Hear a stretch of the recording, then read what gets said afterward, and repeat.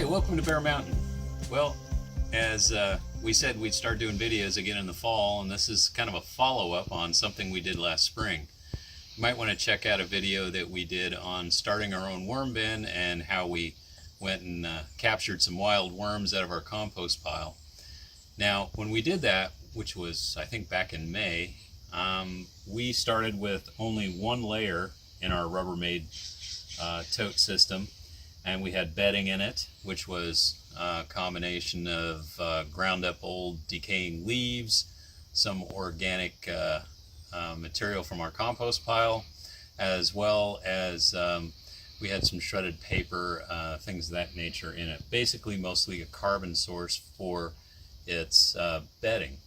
We also added, I didn't think we talked about it, I can't remember for sure, but we added rock minerals and some a little bit of limestone to help balance out on the pH.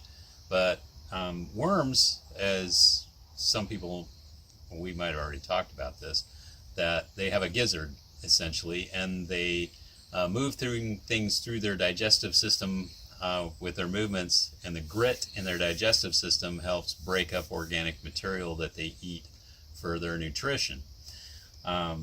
So that's why it's always important to put in some grit or a pH buffer type thing, like oyster shell or ground up eggshells, calcium carbonate, that sort of thing. Helps balance the pH, but also gives them some grit. Some people also too use diatomaceous earth. That can also be used as, it's semi-neutral, but it can be used as a form of grit also for the worms. So we started with a really pretty low population, and we weren't feeding very often. Maybe we started feeding maybe a cupful of material, which is just vegetable scraps from the kitchen.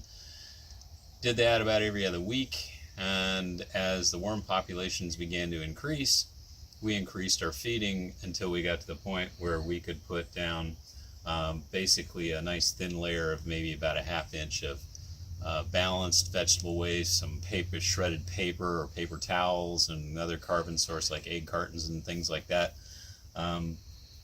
just to kind of keep a layer going. We would then feed. We got to the point where we were feeding once a week, and in July, when our population seemed to be really booming in the bin, we were feeding probably once every 5 days instead of 7 days. And so they were consuming things pretty good. And so much so that it got to the point where we had to move to a second bin, because the first bin was essentially full, and feeding any more into it wasn't going to make any more sense. We were just going to build height till it was outside of the bin. So as you notice that these Rubbermaid, these guys are, the dimensions are about 13-inch across and about 19-inch or so on the inside. So they can hold, once you're finished it, with about 3/4 of a cubic foot of worm castings.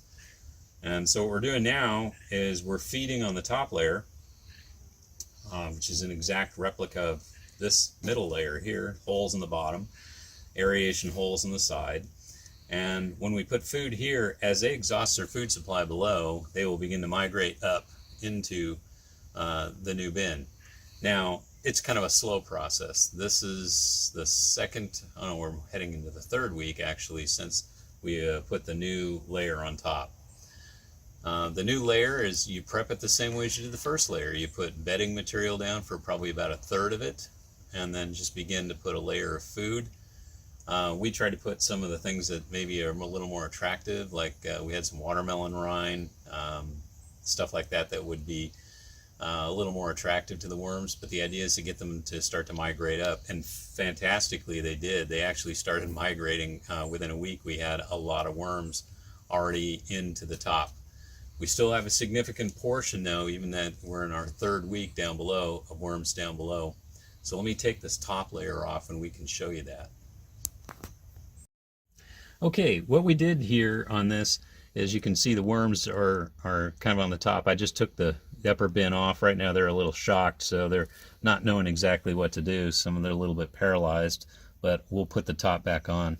But I just wanted to show you here that, yeah, they don't like me probing around in here. These are worm castings. It's got some eggshell in it. But these guys. It's nice moisture level, pH is balanced and near neutral, and there's some oversized material, but when we get finished sorting it out, another couple of weeks, I think the worms will be finished migrating because they're finishing up eating what's in there. And the stuff it's going to be a really nice, worm castings. And this is what we're going to use for our worm casting teas, as well as some addition to our potting mix. So there'll be a roughly about 3/4 of a cubic foot. It'll weigh, I don't know, the moisture level in here is probably 50%. So it'll probably weigh somewhere in the neighborhood of 10-15 pounds. And it took from May till now, so this is pretty slow because we were building our worm populations. And that once we start out with a bin with a good worm population, it'll probably go much faster. Don't know what the timing on it's going to be. Certainly for next year it's going to be an issue as we build this thing out. Our objective is to build a series of these mobile totes so that we can harvest somewhere close to a yard of worm castings over the course of a year, which should be more than enough for the farm. One of the things you might notice is, as we've been talking about this and probing around, the worms that were on top have significantly reduced. As a matter of fact, there's very few of them left. They've gone back in. Worms don't like light, so they're going back into their holes right now. They'll come back up when I put the top back on it.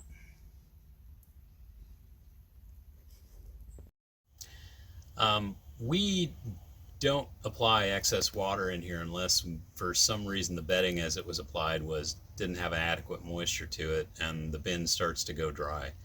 Our objective is to run our bin system so we get no leachate down on the bottom, and pretty much the only thing that I've seen down on the bottom is maybe what worms have pushed out through the aeration holes in the bottom, which is basically some wet castings. We clean those out once a week, and actually I make a little worm tea out of it and feed our transplants with it. But other people, if you may have seen worm bins where they have like a little spigot on it and they're getting that liquid out, some people mislabel that as worm tea. That's actually just basically excess moisture that's leaching out via gravity into a collection pan. Most of it can be bad bacterias. They can be anaerobic. Sometimes it smells, sometimes it doesn't. Sometimes it has excess just too strong of salts in it or something of that nature that might have been pushed out. When I'm talking about salts, I'm talking about like excess calcium or something that's leached out that is not in the worm's castings itself. And then what other people do is actually say, well, we wash our worm bins. We run water from the top all the way through and then collect that tea, and they call it a tea, but it's basically a washed out leachate with some good stuff in it because you've washed basically some of the good nutrients out of your worm castings, maybe some excess nitrogens or things of that nature, into that brown liquid, which people then apply to their plants. Now, in some cases, either it has no effect on the plants at all, or maybe it might have a slight positive fertilizing effect to it. But it's really kind of iffy as to the quality of it.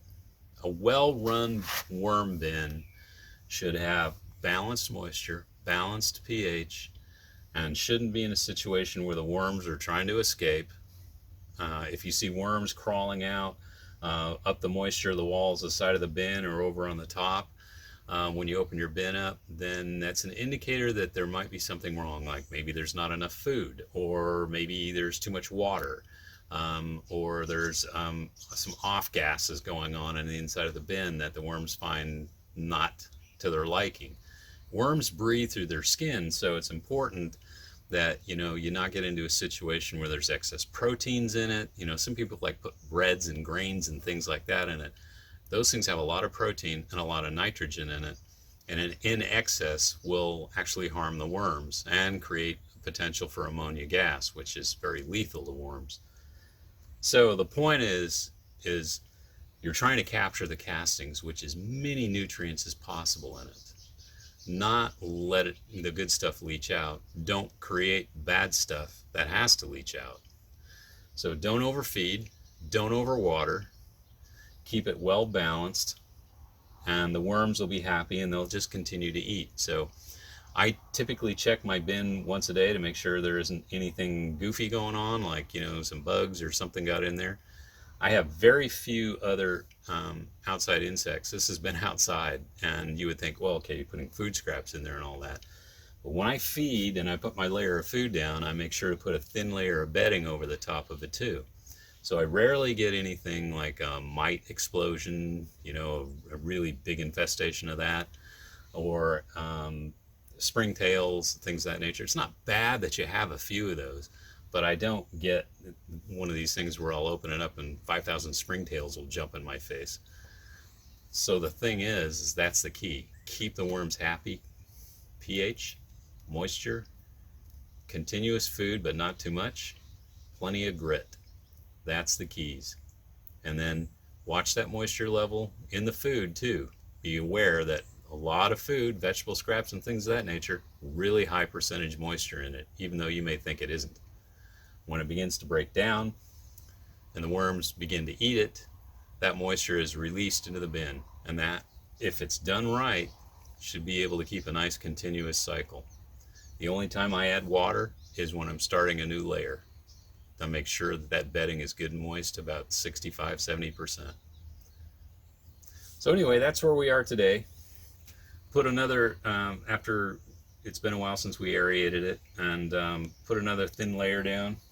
One of the last things I do here is, this is eggshell. We eat eggs, so what we do with the shells is we'll roast them in the oven for, I just wash out the excess egg out of it, anything in the shell, roast it in the oven at 375 for about 40 minutes, and then use we got an old electric coffee grinder, and we just grind these guys up, and this becomes the grit. It's calcium carbonate, essentially, most of it.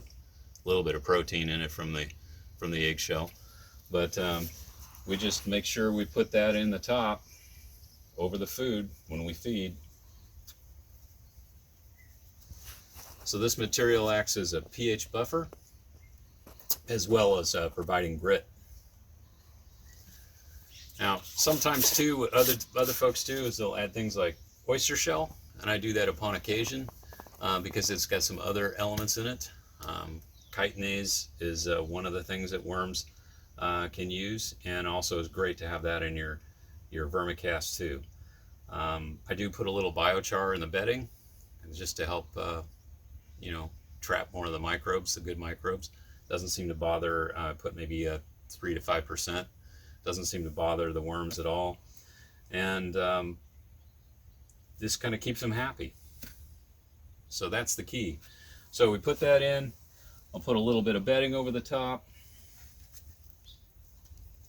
I shouldn't have to come back and feed these guys for probably, based on what I put in here, I'll put about a ½ inch down. I shouldn't have to come back and feed them for another week at this point.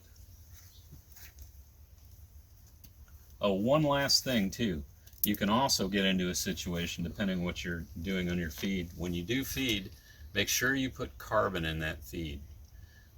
When I talk about carbon, it could be paper, it could be eggshell, it could be cardboard, it could be paper towels. Try to stay away from bleached papers or any kind of colored inked papers or shiny paper or anything like that. Newsprint's probably the best. Newsprint and corrugated cardboard that's not treated with anything, just regular, like your boxes you get from Amazon, those sort of things. Eggshell cartons, those work very well too. And make sure that you're about 60% carbon to 40% of the actual green materials. If you just put straight green materials in, that's what begins to attract the bugs. So I try to make certain that I keep a ratio in the bin of about 60% carbon to 40% food. And that is really about it. No odors, no excess moisture, No worms escaping. Everybody's happy. I keep it in a cool place till wintertime. In wintertime, I'm going to move it into my greenhouse where I can keep it at least a minimum 50 degrees at night, maybe warmer during the day. And these guys will just keep on doing their thing.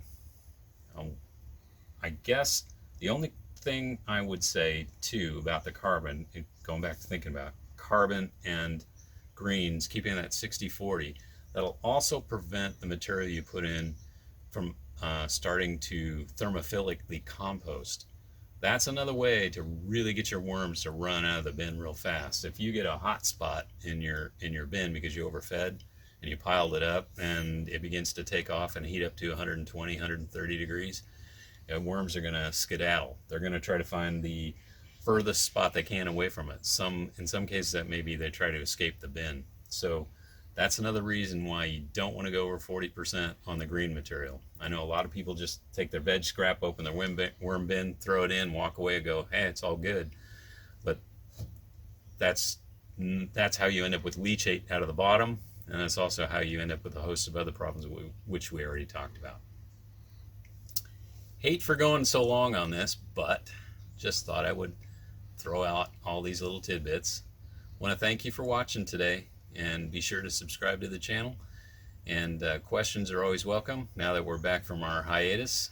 Hope you guys all have a good day, and keep the worm bin churning. Okay, that's a bad tagline, but anyway, have a good day. Bye-bye.